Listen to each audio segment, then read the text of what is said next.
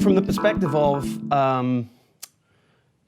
this culture transformation is something that, as an industry, we tend to see it in pockets. Any organization has a bit of the company that is, living in the future. They're doing multiple production deploys a day, this kind of thing. But it's not widespread. I mean, obviously your job is to sort of try and permeate that throughout a broader culture. So what are you doing to drive that cultural change? It is not homogeneous. First thing, you look at a firm of our size and heritage and also distribution, geographical distribution.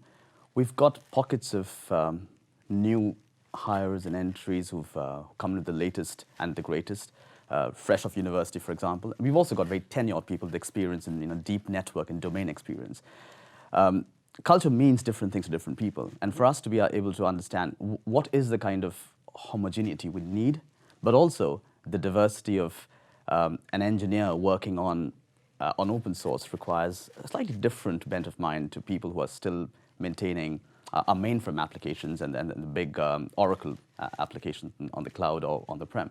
So it's important to understand that it can't be a one-size-fits-all developer culture. It's horses for courses and a bit nuanced. So for me to be able to drive that, it's to look at these demographic cohorts, if you will, within the organization and really see this is what they need to do their job better, or for them to be happy about doing stuff.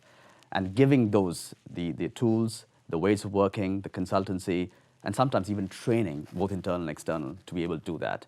And I think then you see the outcome is good software for the customer. But it's not a cookie cutter approach. You spend a lot of time thinking about the specifics of that particular part of the organization and how they might work, or do you try and get everyone to be working the same way?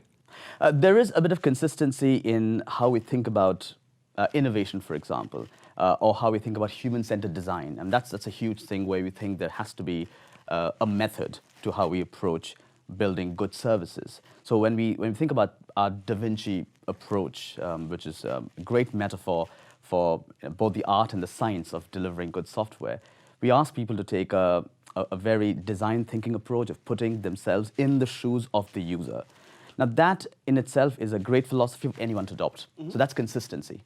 But you might say that a person working on a MongoDB solution might think of what the user requirements are slightly differently from a graphic designer or somebody working on a digital app.